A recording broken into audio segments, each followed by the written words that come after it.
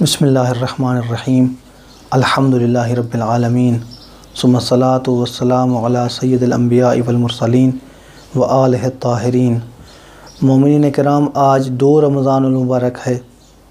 آج کے دن کی مناسبت سے بھی اور 7 رمضان المبارک کے دن کی مناسبت بھی ایک ہی ہے بعض روایات کے مطابق، اور وہ مناسبت ہے امام علی رضا علیہ السلام کا مامون الرشید کی حکومت میں ولی عہدی کو قبول فرمانا۔ کون سے ایسے عوامل تھے کہ جن کی وجہ سے مامون الرشید نے امام علیہ السلام کو ولی عہد بنانے کی بات کی، اور وہ کون سے ایسے مصالح تھے کہ جن کی حفاظت کرنا مقصود تھا اور امام علی رضا علیہ السلام نے ولی عہد بننے کو قبول فرمایا۔ اس حوالے سے بہت ہی طولانی بات کی جا سکتی ہے۔ امام علیہ السلام نے ہمیشہ انکار کیا ولی عہد بننے سے۔ جب مامون الرشید نے بار بار اصرار کیا تو امام علیہ السلام نے انکار کیا، اور امام علیہ السلام کے حکیمانہ جوابات میں سے ایک جواب یہ بھی تھا، یہ جواب عیون اخبار الرضا کے اندر مذکور ہے۔ امام علیہ السلام ارشاد فرماتے ہیں، حل ان الخلافۃ ہی ثوب البسک اللہ ایاہ۔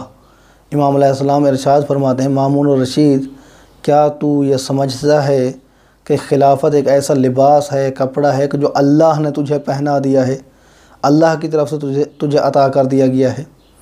فَإِنْ كَانَ ثَوْبًا أَعْطَاكَ اللَّهُ إِيَّاهُ، پھر فرمایا اگر یہ لباس ہے جو اللہ نے تجھے پہنا دیا، فَلَا يَكُونُ بِإِمْكَانِكَ أَن تَنْزَعَهُ مِنْكَ وَتَمْنَحَهُ إِيَّايَ، پھر فرماتے اگر اللہ نے تجھے پہنا دیا ہے پھر تو تیرے لیے یہ جائز نہیں ہے کہ تو اس لباس کو اتار کے کسی اور کے حوالے کر دے۔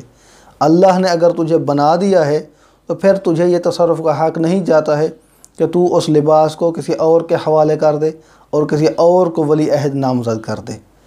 پھر فرمایا فَإِن لَمْ يَكُنْ شَيْئًا أَعْطَاكَ اللَّهُ إِيَّاهُ، لیکن اگر اللہ نے تمہیں کوئی چیز عطا نہیں کی ہے، اللہ نے اگر تمہیں خلافت عطا نہیں کی ہے، فَكَيْفَ تُعْطِينِي مَا لَا تَمْلِكُ، پھر فرماتے ہیں کہ جو چیز تیرے تصرف میں نہیں ہے، جو چیز تیری ملکیت میں نہیں ہے، وہ پھر مجھے کیوں دے رہے ہو؟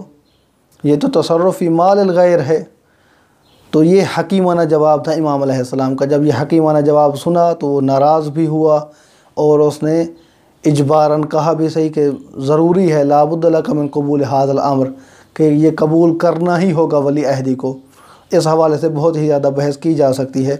دعا ہے کہ اللہ کی ذات ہمیں امام رضا علیہ السلام کی سیرت مقدسہ پڑھنے، سمجھنے اور اس پر عمل کرنے کی توفیق عطا فرمائے۔